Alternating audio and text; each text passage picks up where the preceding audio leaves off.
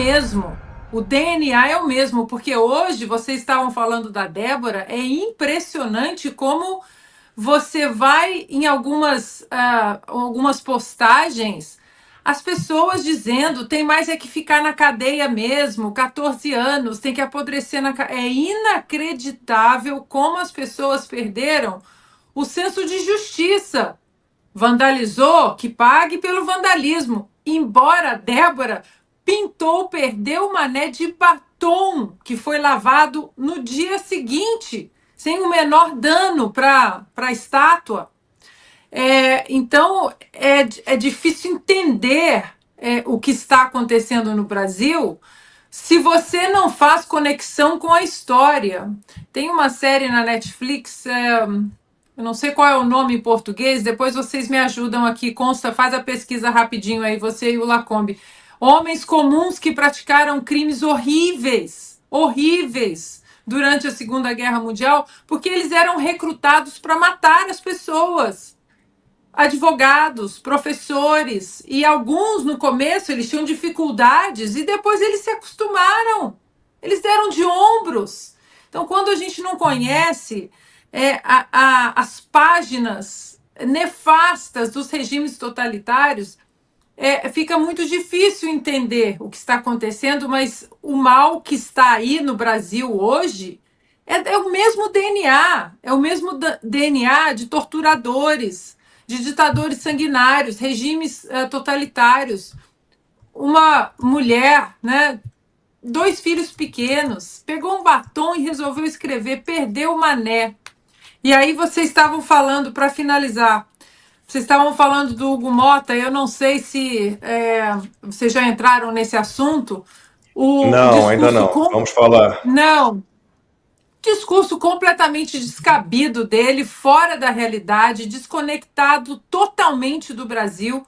O Hugo Mota, que nós aqui desse programa, nós desconfiamos no sentido de, bom, vamos dar uma chance, o discurso foi muito bom quando ele foi eleito, mas nós vamos subir na montanha e esperar o tempo dizer a que este homem veio. E o discurso dessa semana, para mim, já mostra tudo. Tudo. Porque é negar uma realidade que está acontecendo no Brasil, que vai acabar, que já acabou com o Brasil. É praticamente ler um discurso que deve ter sido escrito pelo assessor do Alexandre de Moraes. Deu de ombros, as pessoas cobraram o posicionamento dele, ele sumiu e agora eu dei uma passadinha lá no Instagram dele. Vamos ver o vídeo dele, onde ele está e com o que ele está preocupado agora. Solta, Franco. Pessoal, muito boa noite. Estamos aqui na base aérea em Brasília para daqui a pouco embarcar ao lado do presidente Lula, do presidente Davi e toda uma delegação de ministros, senadores, deputados para o Japão e em seguida para o Vietnã. Será uma oportunidade de estreitar os laços com esses dois países, também poder demonstrar as potencialidades que o nosso país tem, ajudar a atrair riquezas para o nosso Brasil e com isso fazer com que o nosso país possa crescer e se desenvolver cada vez mais. Irei tentar passar um pouco dessa missão oficial aqui pelas redes para vocês. Um forte abraço a todos. A gente não pode deixar de perder as informações do Hugo Mota, né? Não, tá aí. E aí, a minha pergunta agora para o senhor deputado Hugo Mota é o seguinte: senhor deputado, quando alguém no Japão, no Vietnã perguntar, eu gostaria de investir no país, no Brasil, como é o campo jurídico? O senhor tem segurança jurídica para me oferecer no Brasil? O que o senhor vai responder, deputado? Fez o certo, sim, Lacombe, porque agora nós que temos acesso a alguns bastidores aqui, a tentativa da oposição, e aí eu falo a oposição ao Brasil, não é a oposição ao atual desgoverno, foi um baita tiro no pé. Na quinta-feira, dia que eu estou de folga no Oeste, sem filtro, eu fiz algumas ligações aqui, escrevi algumas coisas, respondi algumas perguntas, contactei algumas pessoas aqui nos Estados Unidos e conversei longamente, pode colocar aí 45 minutos, pelo telefone com um dos assessores do Senado americano. Essa pessoa não é um assessor de nenhum parlamentar. É uma das minhas queridas e importantes fontes no Senado americano, é um assessor do Senado como um todo. Se eu preciso falar com algum outro parlamentar, ele tenta me colocar em contato com os assessores desse parlamentar. E ele me disse que a declaração do Eduardo de ficar aqui nos Estados Unidos foi uma bomba. Foi uma bomba porque todos já estavam cientes da ausência, da razão da ausência do presidente Bolsonaro no dia 20 de janeiro, durante a posse do Donald Trump. Ou seja, eles são tão. Sei nem qual a palavra, eles são tão desorganizados e, ao mesmo tempo, covardes, que eu acho que quando eles fizeram essa armação toda para tentar tirar o passaporte do Eduardo, eu realmente não sei, talvez vocês tenham essa informação, mas eu não sei se eles sabiam que o Eduardo estava de férias naquela semana aqui nos Estados Unidos com a família, porque foi um baita tiro no pé. Essa movimentação do Eduardo, movimentação difícil, como ele fala no vídeo dele, vai ficar longe do pai, vai ficar longe da família, vai ficar longe de um trabalho importantíssimo no nosso Congresso.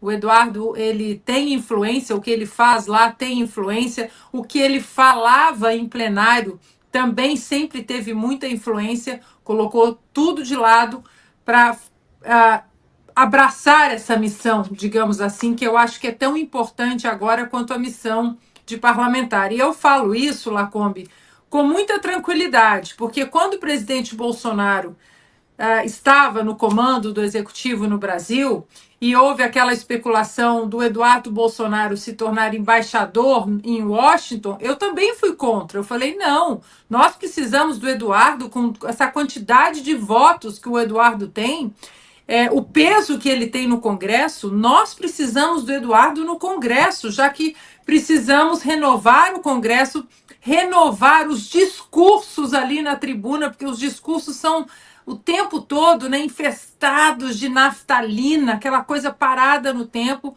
Nós precisamos do Eduardo. E eu acho que ele ouviu, eu não diria que foram todas críticas, né?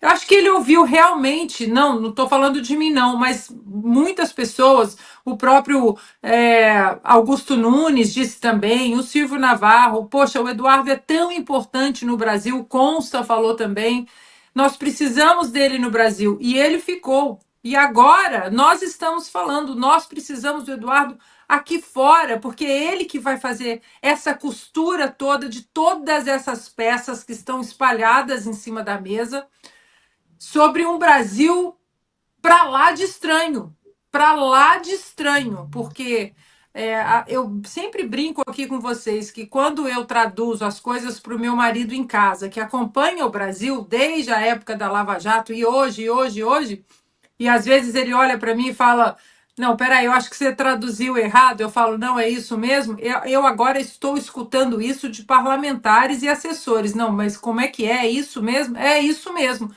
Depois que aprenderam o passaporte do presidente Bolsonaro, eles começaram a entender que as traduções, por mais sem sentido que elas possam parecer, infelizmente, elas refletem o Brasil do regime totalitário do Alexandre de Moraes. Queria mencionar exatamente isso que a Lud disse, né? Eu fui até o Twitter, até o X, e fiz exatamente esse tweet. Lud, pode colocar na tela, Franco, por favor. Ele disse, né? Não tivemos vozes caladas à força, não temos presos nem exilados políticos no Brasil. E eu tuitei exatamente isso, Ludmila. Temos uma juíza, jornalistas, né, meus queridos jornalistas, amigos, Paulo, Lacombe, Consta, Alan, e agora nós temos um deputado, todos exilados no exterior. Agora, eu repito, esperar o quê de um deputado que votou a favor da manutenção da prisão ilegal do Daniel Silveira?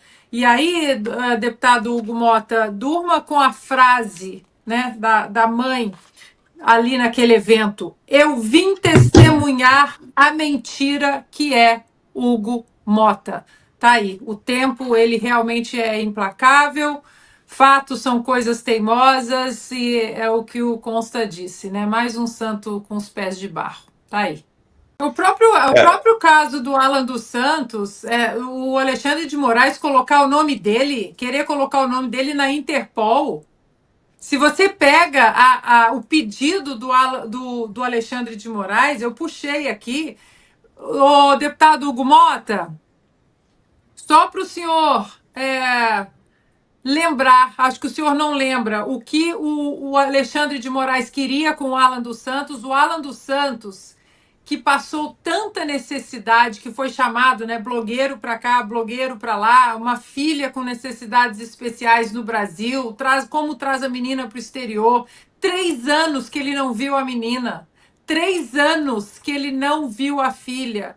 E aí o departamento americano mandou a seguinte nota para o STF, pedindo para especificar quais foram as medidas tomadas pelo Alan dos Santos para ocultar ou dissimular a natureza, localização, disposição, origem, direitos ou valores provenientes direta ou indiretamente de um crime, dizendo assim, a gente não sabe que crime o Alan dos Santos cometeu. Governo Qual a Biden. natureza Governo Biden. Governo Biden, exatamente, consta. Qual a natureza do crime e como Alan dos Santos sabia que os bens, direitos ou valores eram produtos desse crime que o Alexandre de Moraes disse que ele cometeu e quais ações específicas foram realizadas pelo jornalista para promover, constituir, financiar, participar de forma direta ou por meio de um intermediário de uma organização criminosa, e aí a cereja do documento do governo americano ainda sob Biden.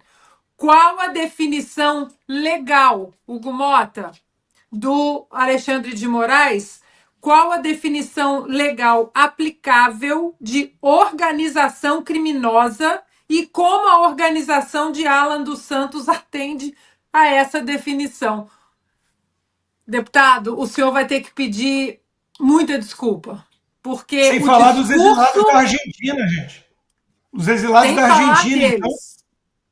Então, deputados, agora na viagem para o Japão, né, que o senhor vai promover o Brasil, não esqueça de promover isso aqui também e mostrar a insegurança jurídica no Brasil.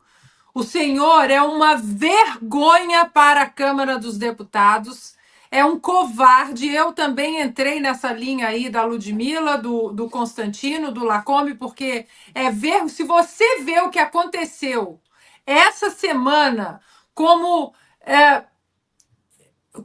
mais um capítulo nefasto de uma covardia absurda, você não ter uma espinha dorsal ereta para pelo menos dizer isso aqui está errado, 14 anos de prisão, temos exilado sim, precisamos, porque ele deu entrevista dizendo, e olha que eu nem ia falar de Hugo Mota, ele deu uma entrevista dizendo, não, precisamos falar sobre anistia, pacificar o Brasil. Por quê?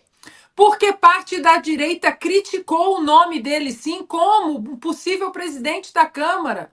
Criticou, sim, porque ele votou a favor da manutenção da prisão do Daniel Silveira, que todos nós sabemos que foi uma prisão ilegal. Então, senhor deputado, olha, aquele discursinho de proteger a Constituição, mas não durou o quê? Nem um mês, né? Quando foi a eleição? Não durou o quê? Um mês e meio? É fevereiro, 1º de fevereiro foi.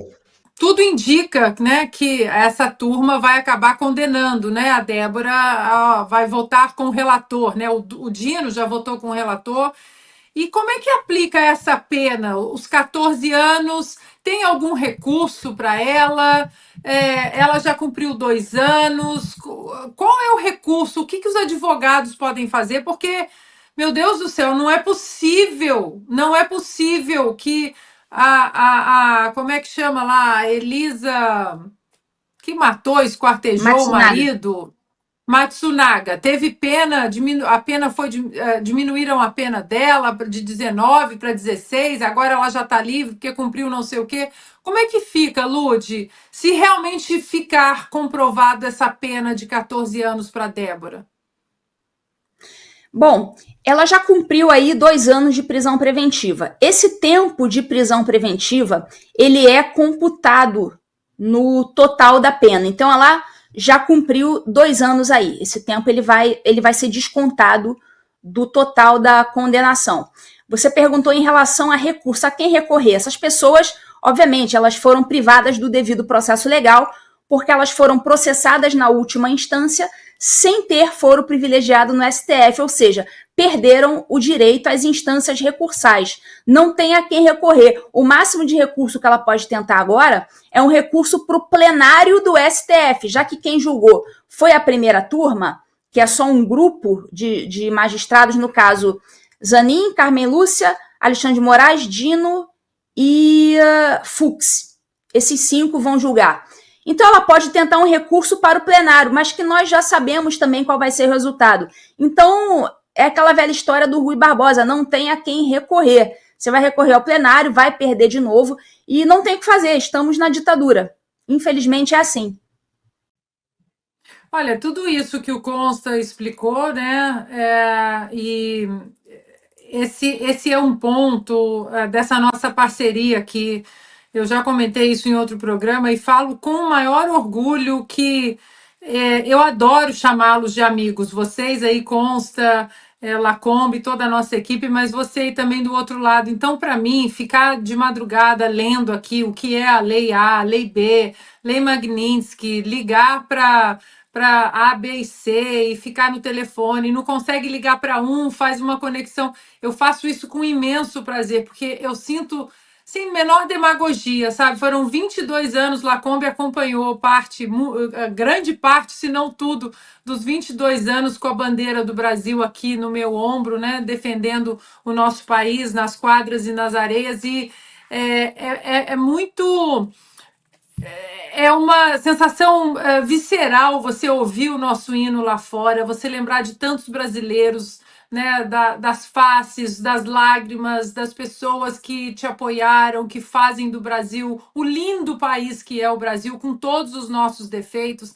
Então, Lacombe, a Lei Magnitsky, a gente ter explicado a lei, eu faço coro com Consta, é um sopro de esperança para o nosso amado Brasil, mas não tem tic-tac, não tem 72 horas, porque os americanos, eles respeitam demais o processo legal, eles respeitam demais a Constituição, nada vai ser atropelado, porque Donald Trump está no poder, chamou Eduardo Bolsonaro de amigo, é amigo do presidente Bolsonaro, então ele vai chegar ali com o peito com a vontade. Não vai acontecer assim.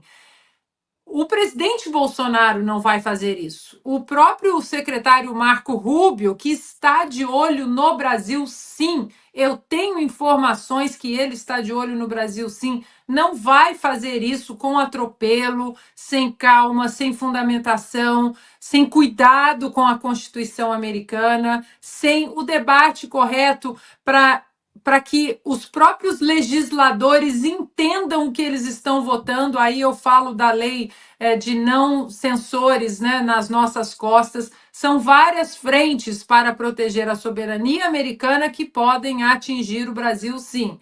Agora, Lacombe, consta, nessas minhas conversas por aqui, não é só o nome do Alexandre de Moraes que passa nos bastidores, principalmente do Senado americano. Tem 2 nomes que correm ali também agora, que é o de Paulo Gonet e de Fábio Chor. Esses 2 nomes começaram a despertar um interesse. Quem são essas pessoas? Algumas perguntas já estão sendo feitas em relação a esses 2 nomes, não apenas de Alexandre de Moraes, mas quem é a Gonet e quem é Fábio Chor. Eles querem entender. Fábio Chor tem uma parte significativa aqui da investigação. As pessoas querem saber se o nome dele está envolvido no sistema de migração dos Estados Unidos em relação àquela entrada fraudulenta do Felipe Martins. Isso eu garanto que eles estão investigando se o nome Fábio Chor está envolvido nisso. E o Gonet, eles querem entender qual a participação do Gonet nesse novo sistema, regime totalitário no Brasil. Essa denúncia, por exemplo, eles querem entender a denúncia contra o presidente Bolsonaro, não para, vamos defender o presidente Bolsonaro a todo custo, não, eles querem entender o que tem aqui nessa denúncia. E eles sabem, né? Nós sabemos que quando eles mergulharem ali naquela denúncia, é um pastel de vento, não tem nada. São 272 páginas de nada, que fala de plano, minuta, o plano não aparece, a minuta não aparece, o nome do presidente Bolsonaro aparece só na página 145, ou seja, as coisas vão acontecer. E eu acho que a permanência, repito, a brilhante permanência do Eduardo Bolsonaro aqui nos Estados Unidos pode dar uma pequena acelerada, mas eles vão seguir as leis americanas. Mas eu acho que a gente, como eu mencionei no meu outro comentário, é a vez da nossa geração de ter resiliência, estratégia, paciência, não desanimar. A gente não pode ficar com essa ressaca política todo dia. A gente espera uma bala de prata, ela não vem, aí a gente desanima. A gente tem que continuar nessa resiliência, né? Uma palavrinha que foi usada de maneira tão leviana, né, pela esquerda, mas é isso que a gente tem que colocar agora nas nossas próximas páginas. Mas, Paula, você puxou um fio que é essencial. A Copa do Mundo no Brasil, as Olimpíadas também no Brasil, Rio 2016. Eu trabalhei nas Olimpíadas, na Olimpíada de 2016, e eu fui contratada por uma empresa americana que foi contratada pela Rio 2016. Resumo da ópera: depois de todo o trabalho feito, eu trabalhei no vôlei de praia na Arena de Copacabana. Paula, demoramos para receber, a empresa não recebeu e nós não recebemos, foram quase 2 anos sem receber os trabalhos prestados na Olimpíada de 2016. Nós fomos receber o que nós fizemos naquela Olimpíada só no meio de 2018. Algumas pessoas receberam ali no final de 2017. E outra coisa, o legado, porque quando nós falamos de grandes eventos, até como esse, né, da COP30, você pensa também no legado que esses grandes eventos, o que eles podem deixar para a cidade. No caso da Copa do Mundo no Brasil, elefantes brancos, hoje os estádios são absolutamente são elefantes brancos esquecidos, manutenção caríssima, ninguém usa, não há eventos. A mesma coisa aconteceu com o legado da Olimpíada de 2016. Não há sequer um bom vestígio para a sociedade brasileira, principalmente a sociedade carioca, daquela Olimpíada. E quando nós tocamos no assunto da COP30, muitas pessoas de Belém falam exatamente isso. Vai gastar milhões e milhões, e agora, né, de acordo com a CNN, 478 milhões sem licitação. Qual o legado? Será que precisávamos mesmo ter esse evento no Brasil? Com tantos problemas no Brasil, problemas sociais, problemas econômicos, tantas pessoas passando necessidade, agora 478 milhões de reais para a COP30, e se esse dinheiro fosse gasto para a reconstrução do Rio Grande do Sul, que passou por uma das maiores tragédias da nossa nação no ano passado? Eles não querem isso, Paulo, eles querem a gastança, eles não querem ajudar o Brasil. Rapidamente, Paula, como agora é moda fechar o perfil, né? Pessoas públicas que são sustentadas com dinheiro, estão fechando o canal, quer dizer, as redes sociais. Eu fui lá dar uma olhada na rede social do deputado Hugo Motta, para ver o que ele está falando, né? Já que ele foi tão criticado pelo discurso completamente desconectado da realidade, o que ele tinha a dizer sobre as críticas. E vejam o vídeo que ele postou. Pessoal, muito boa noite. Estamos aqui na base aérea em Brasília para daqui a pouco embarcar ao lado do presidente Lula, do presidente Davi e toda uma delegação de ministros, senadores, deputados para o Japão e em seguida para o Vietnã. Será uma oportunidade de estreitar os laços com esses dois países, também poder demonstrar as potencialidades que o nosso país tem, ajudar a atrair riquezas para o nosso Brasil e, com isso, fazer com que o nosso país possa crescer e se desenvolver cada vez mais. Irei tentar passar um pouco dessa missão oficial aqui pelas redes para vocês. Um forte abraço a todos. Tá aí, ele vai falar sobre o Brasil, sobre as oportunidades de investimento no Brasil, não tocou em absolutamente nenhum ponto do discurso falacioso dele, inclusive fechou os comentários, né? Ele fechou ali a aba dos comentários nas postagens dele e sobre os investimentos no Brasil que ele vai levar para o mundo. Será que ele vai mostrar para os japoneses, ele vai responder as perguntas corretamente, se por acaso o questionamento for sobre a segurança jurídica no Brasil? Será que ele vai ser honesto em relação a isso? Então, Paula, é difícil a gente interpretar, a gente imaginar, porque nós poderíamos voltar para a Constituição e dizer, bom, no caso A, o que diz a Constituição, no caso B, no caso C, no caso D, mas não é isso que a gente vive no Brasil. No caso A, a Constituição diz A e o Supremo faz B, e assim por diante. Então, nós não temos parâmetro, Paula. Eu fui até o perfil do nosso querido amigo, colaborador aqui, está sempre aqui com a gente também, o professor André Marcília, para ver o que eles têm para dizer, né? Os juristas, os advogados, os professores de direito, os constitucionalistas, porque se até alguns deles não conseguem entender esse emaranhado todo, esse desrespeito todo à nossa Constituição, cometido por essa Constituição que eu digo, essa turma do STF, principalmente o Alexandre de Moraes, né? Quiçá a gente que entendeu alguma coisa. E o professor disse o seguinte, ele tuitou hoje o seguinte: não vejo como recuo o pedido de vista do Fux no caso da pichação. Vejo como uma estratégia para tirar o assunto da mídia e o votar depois na sombra. Recuo seria ou será se, em razão da vista, revogassem uma prisão preventiva que já dura 2 anos. A defesa deveria fazer o teste.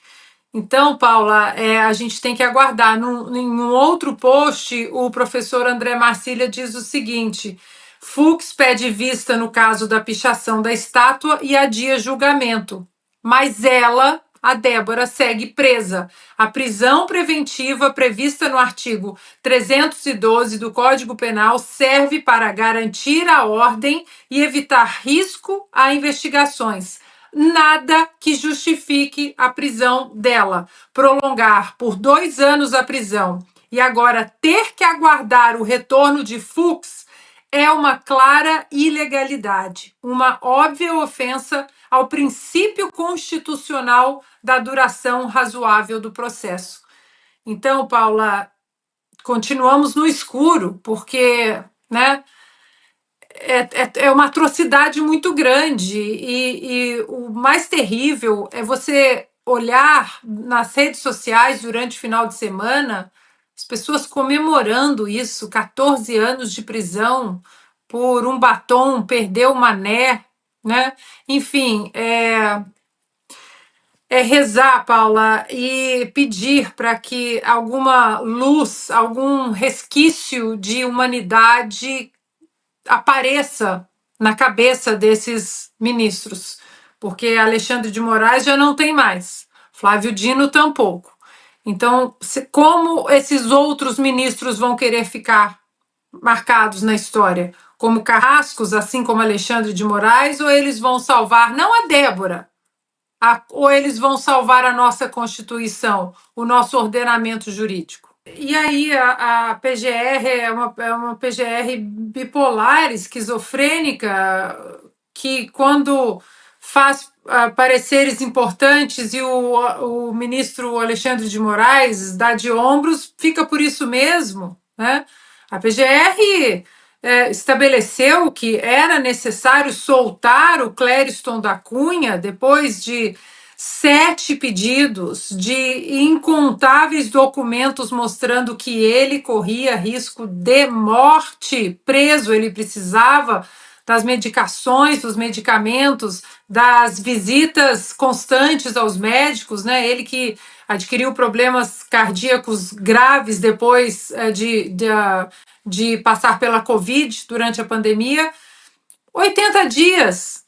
80 dias. A PGR foi ignorada por 80 dias. E o Clériston morreu no pátio da Papuda.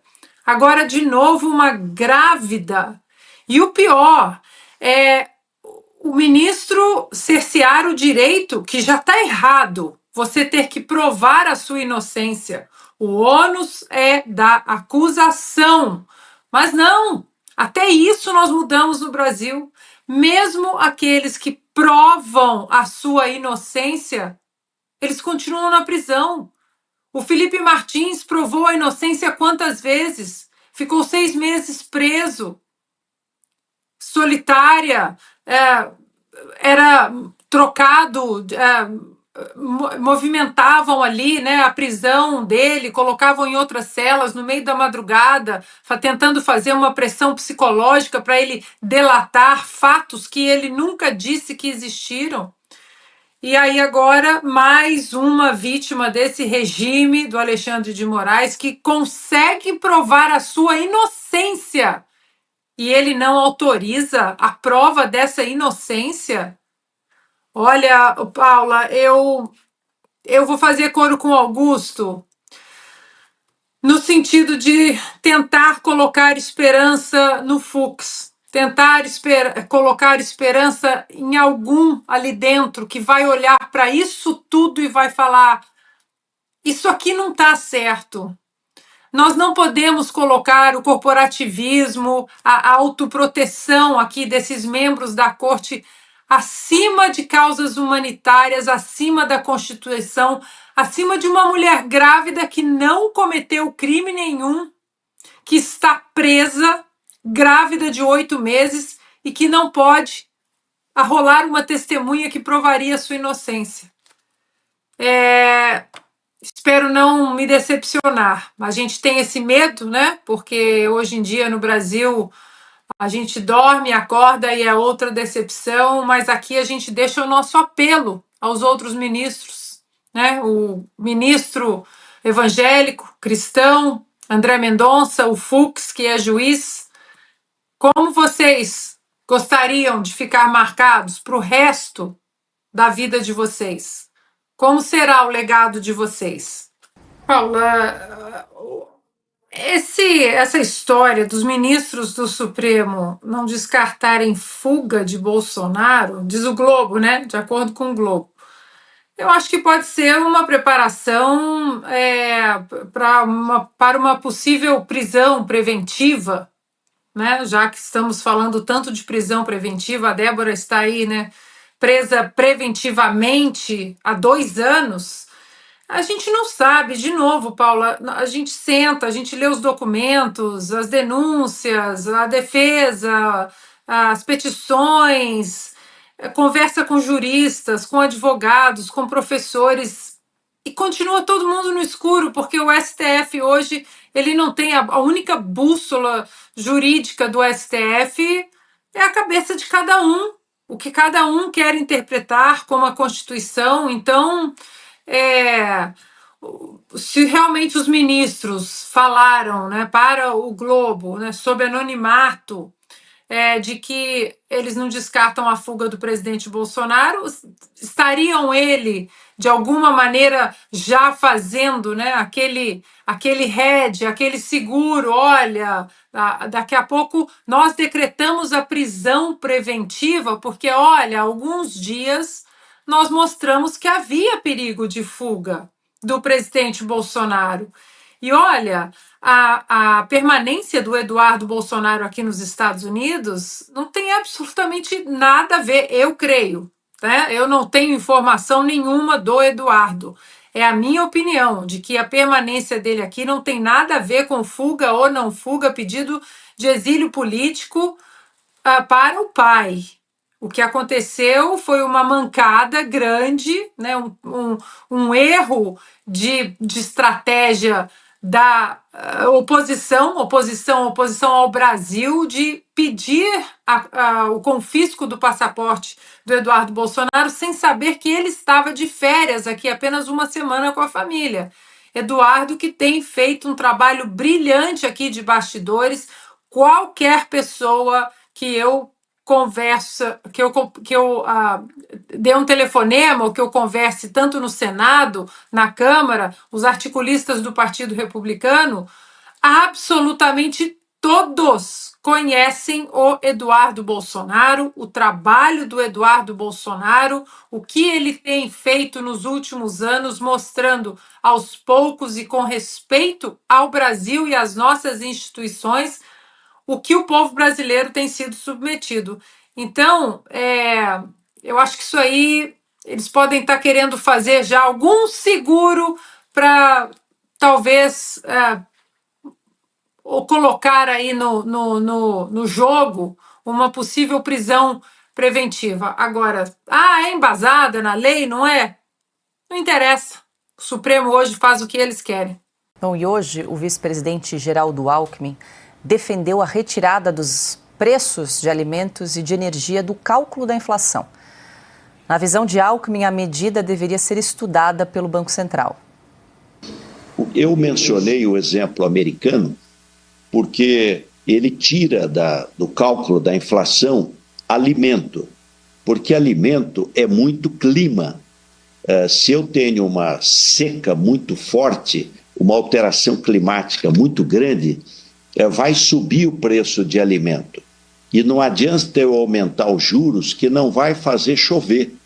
Então eu só vou prejudicar a economia, e no caso do Brasil, pior ainda, porque aumenta a dívida pública, cada 1% da taxa Selic. O impacto é de 48 bilhões na dívida, no pagamento da dívida, e também tiram energia. Preço de barril de petróleo. Não adianta aumentar juros que não vai baixar o barril do petróleo. Isso é guerra, é geopolítica. Bom, segura aí, Augusto, deixa eu só trazer aqui mais um detalhe que o Geraldo Alckmin afirmou ainda que a atual taxa básica de juros, a Selic, que agora está fixada em 14,25%, atrapalha a economia. E mais uma sugestão aí do vice-presidente, ele sugeriu que os preços dos alimentos devem recuar ao longo desse ano graças a uma melhora nas condições climáticas, Augusto. E aí, a sugestão do vice-presidente... Tira também a energia, gastos com os filhos, vai tirando. Vai tirando. Olha, eu acho o seguinte, se o Alckmin entende de medicina, ele é anestesista, né? Se ele entende de medicina, o que ele entende de economia, mas eu não trato com esse cara nem resfriado. Nem resfriado. Uma boa redução de custos é acabar com o vice-presidente. Fecha. Paula, posso perguntar aqui uma coisa para o Piotto? O Piotto já saiu, infelizmente.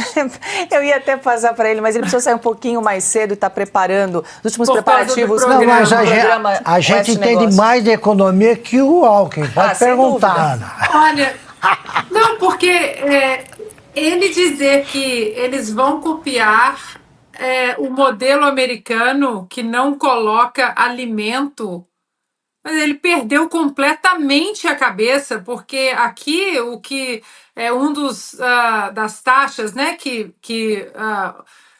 são analisadas para concluir os números inflacionários é o que é chamado de CPI, que é Consumer Price Index.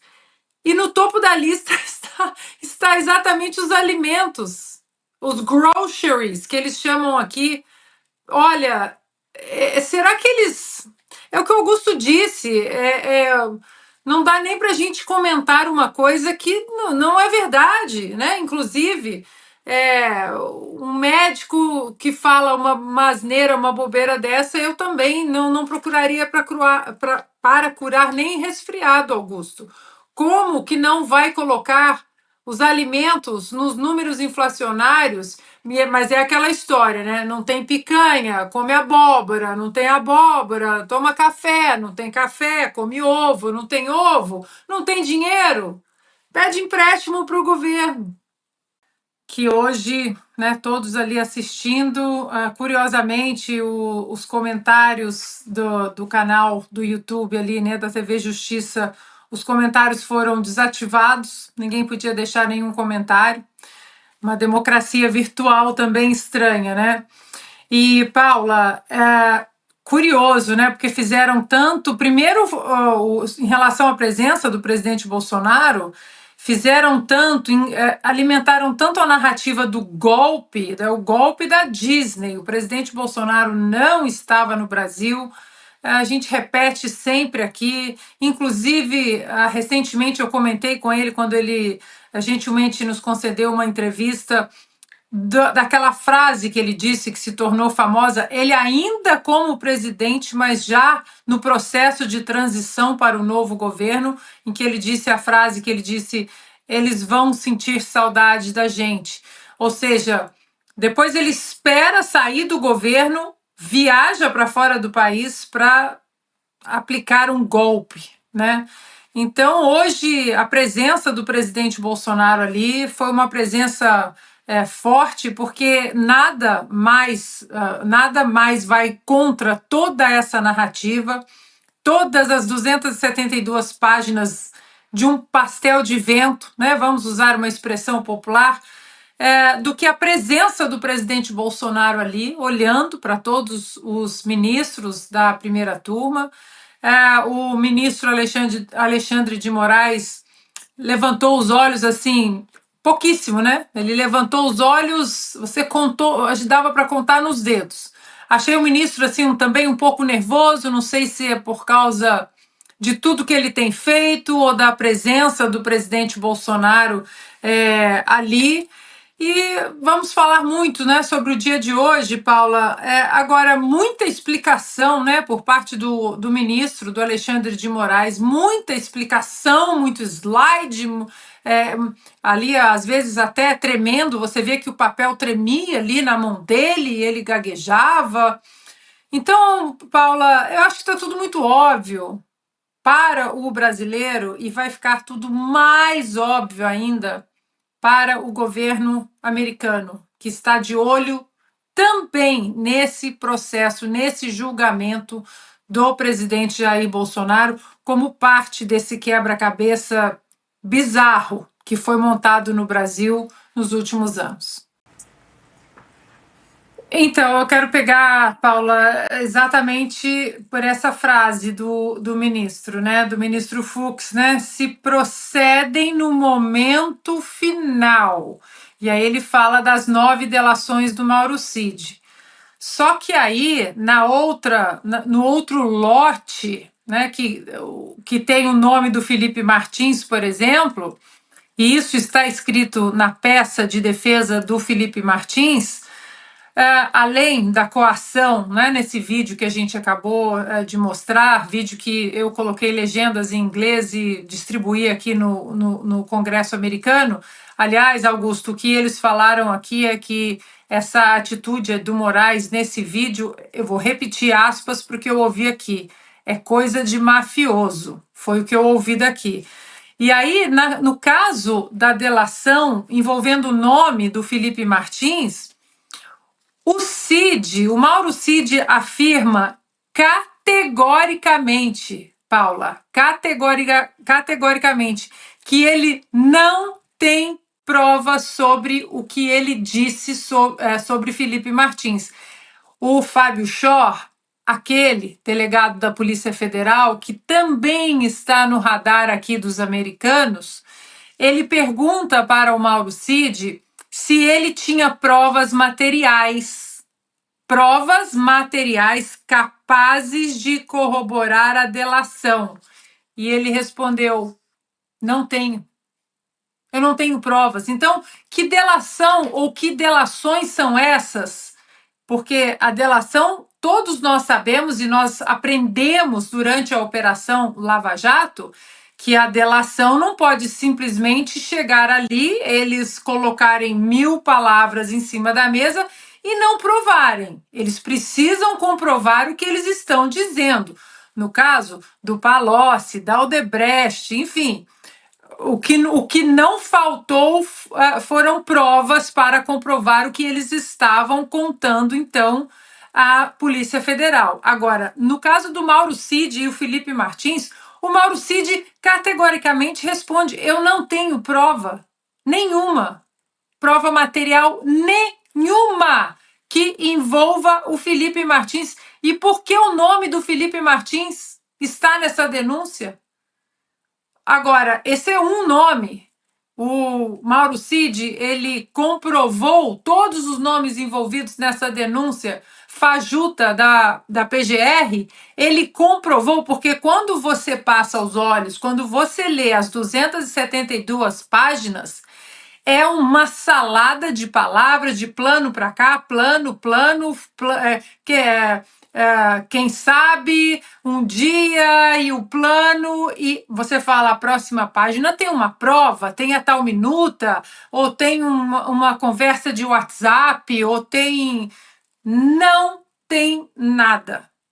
E aí a pergunta, né? Talvez, inclusive, por isso o doutor Sebastião Coelho ele não é bem quisto, não é bem visto e nem bem-vindo ali no plenário na sala, né? No plenário da primeira turma.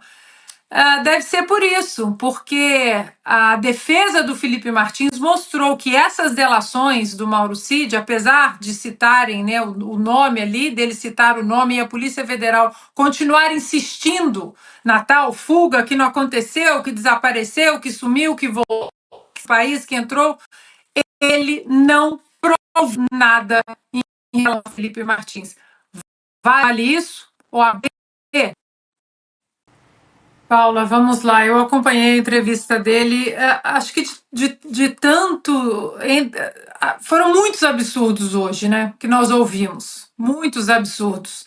É difícil você escolher um absurdo maior do que o outro, porque advogados dizendo eu não tive acesso ao celular do meu cliente, ao computador que foi confiscado. Isso já seria um enorme absurdo. Tudo é um absurdo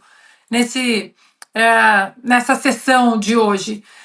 Mas a prisão decretada do desembargador, né, ex-desembargador, agora advogado Sebastião Coelho, isso já repercutiu aqui fora, Paula. Aqui fora, essa prisão já repercutiu aqui fora. As pessoas daqui sabem que ele é advogado do Felipe Martins, e esse é um nome que interessa muito os americanos. Porque eles estão preocupados com o Brasil? Também, mas é maior do que isso. Eles estão preocupados com a soberania dos Estados Unidos da América. Quem cometeu a fraude de colocar o nome do Felipe Martins como Felipe Martins no sistema de imigração dos Estados Unidos. Saiu agora na coluna do Paulo Capelli, né, que há 3 julgamentos no STF que estão sendo acompanhados pelo governo Trump. E dentre esses julgamentos, claro que tem esse, né, do presidente Bolsonaro agora, só que agora nós vamos além. Eu já recebi mensagens aqui perguntando o que aconteceu com o advogado do Felipe Martins. Exatamente porque o Eduardo Bolsonaro tuitou, fez uma postagem em inglês na rede X, e o jornalista Mário Nafal pegou a reportagem, ele que tem uma entrada muito grande, principalmente com Elon Musk, o Mário Nafal, pegou a postagem do Eduardo e já disparou nas redes sociais deles, redes sociais que são bastante comentadas. E aí o que ele tuitou foi o post do Bolsonaro, que na nossa tela está em inglês, mas o Bolsonaro tuitou, o Eduardo também tuitou em português, dizendo: a detenção do advogado de Felipe Martins no exercício de suas funções é um novo patamar de arbitrariedade. Enquanto membros de movimentos sociais tiveram acesso franqueado, os advogados de um co-réu foram banidos. Agora, no Brasil, o STF viola de forma escandalosa as prerrogativas da advocacia, prendendo advogados sem qualquer consideração ou respeito. É uma grave violação do Estatuto da Advocacia. Mais um abuso que farei questão de denunciar às autoridades aqui nos Estados Unidos. Pois eles já estão sabendo, alguns assessores já estão sabendo, e o zum que isso causou nos bastidores do Congresso americano. Eu recebi 2 mensagens na última hora perguntando o que aconteceu. E eu mandei o tweet do Eduardo e também do Mário Nafal, porque o nome Felipe Martins interessa muito, interessa demais os americanos. Então, Paula, nós sabemos que o Alexandre de Moraes, ele esticou tanto a corda que ele não vai retroceder. Só que isso uma hora vai ter um preço para ele aqui nos Estados Unidos. Não é tic-tac, agora vai, não. As coisas vão acontecer com calma, com o devido respeito ao processo legal, que aqui é profundamente respeitado, respeito à Constituição americana, mas o interesse, normalmente eu promovo a ação de mandar mensagens para assessores no Congresso americano. Na última hora, eu recebi 2 mensagens perguntando o que aconteceu, algum advogado foi preso? E aí, quando colocamos o quebra-cabeça, foi dada a voz de prisão para o advogado do Felipe Martins.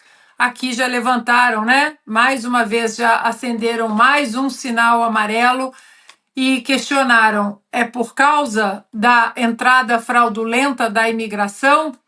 E eu falei: não, simplesmente não queriam que ele entrasse. Mas claro que isso vai bater aqui de outra maneira. Foi a minha anotação. De acordo com o relator,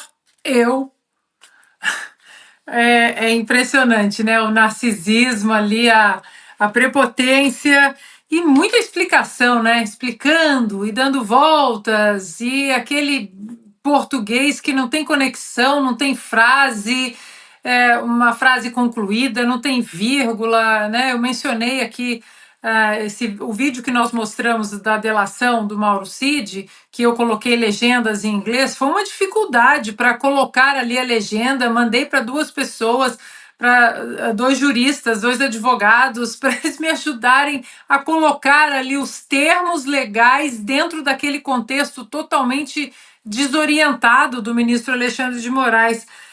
Agora, ele fala dos vídeos, né, que ele tornou os vídeos públicos. Ele tornou os vídeos públicos da delação do Cid exatamente por causa da pressão nas redes sociais, porque ele não queria que esses vídeos viessem a público. Ele não liberou os vídeos. E foram 24 horas de um estardalhaço nas redes sociais, que ele chama, né, de milícias digitais. Você debater, você comentar, apontar os erros, desmandos, tudo é ataque, né? A instituição Supremo Tribunal Federal.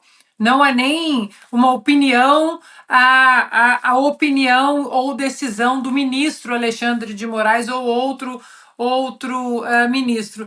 Então, ele não queria divulgar, principalmente esse vídeo que nós mostramos. E agora a gente sabe por que ele não queria divulgar, porque está tudo ali. Coação, ameaça ao pai, à esposa, à filha mais velha, o Gonê completamente calado ali, como uma múmia. Os americanos perguntaram se ele estava congelado, quem era aquele homem congelado. E repito aqui a frase dita pelos americanos: aquele vídeo, coisa de máfia. Foi o que eu ouvi daqui, estou apenas repetindo. Então, ele não queria que fosse publicado esses vídeos. E, no entanto, agora a gente sabe por quê, e agora ele tenta colocar, né, uma cobertura ali de que, olha, como eu sou democrático, eu tornei os vídeos públicos. Só foram públicos, só se tornaram públicos porque todos nós no Brasil fizemos pressão para saber a verdade, o que constava ali naquela delação, e não foram boas imagens.